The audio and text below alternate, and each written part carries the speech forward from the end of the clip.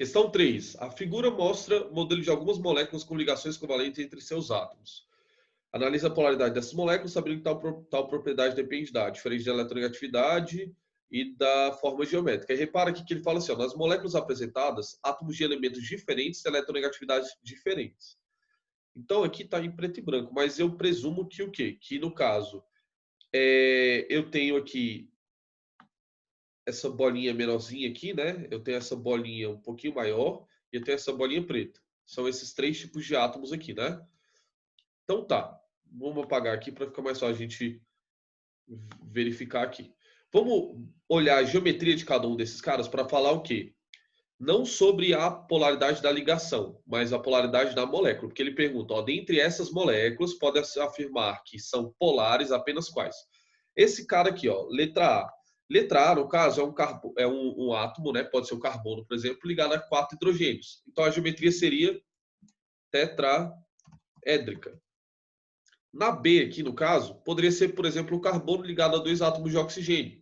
Então, seria a geometria do tipo linear. Repara que aqui, no caso, é um tetraedro, porque é um carbono, né, um átomo ligado a outros 4. Aqui é linear, porque tem um carbono ligado a outros 2 átomos e é de acordo com uma linha. Aqui, no caso, vai ser uma geometria angular, porque é diferente da letra B aqui, que está conforme uma linha, que está de acordo com o ângulo. E da letra D aqui, no caso, vai ser linear também, só que repara que são apenas 2 átomos. Aí olha o que eu quero que vocês analisem aqui e observem. Aqui eu tenho 2 átomos. Então, um desses 2 átomos vai ser mais eletronegativo, na letra D, tá? Então, vai ter um que vai puxar mais densidade para um lado do que para o outro. Se puxa mais densidade para um lado, então vai ter uma molécula polar, tá?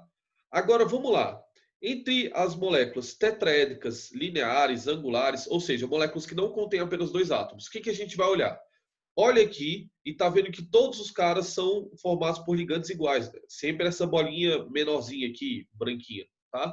Então, sempre são os ligantes iguais. Então, o que vai diferenciar? Se sobrar par de elétrons no átomo central, que é no caso da letra C aqui, ó. A letra C sobra par de elétrons no átomo central, porque a geometria é angular no caso.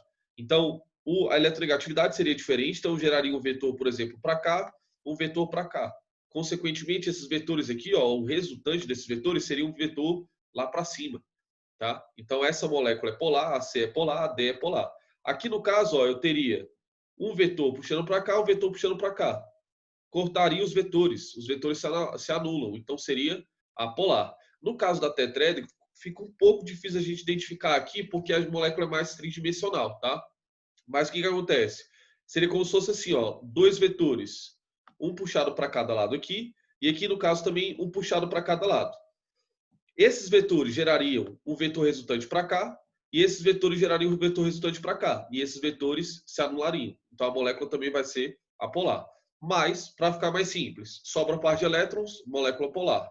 Ligantes são diferentes, molécula polar também.